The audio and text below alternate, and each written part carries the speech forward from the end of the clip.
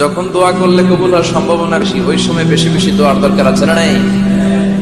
আপনারা জানবেন হয়তো কাবা ঘরের 4টা কর্নার আছে, এর মধ্যে একটা কর্নারের নাম হচ্ছে রুকনুল হাজারিল আসওয়াদ, ব্ল্যাক স্টোন কর্নার।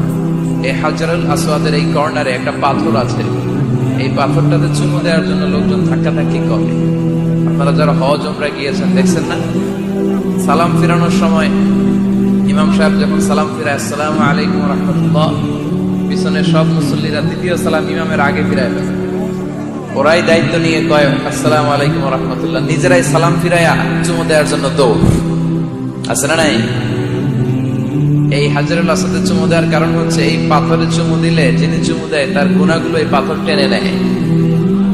এই হাজারুল আসওয়াদ পাথর আপনার পক্ষে সাক্ষী দিবে, এটাকে আল্লাহ ঠোঁট দিবে, মুখ দিবে, চোখ দিবে, আর আল্লাহর সামনে দাঁড়িয়ে কিয়ামতের দিন বলবে, আল্লাহ তোমার এই বান্দা তার 2 ঠোঁট দিয়ে আমাকে চুমু দিয়েছিল, এর জান্নাত না দেওয়া পর্যন্ত আমি এই পথকে ছাড়বো না।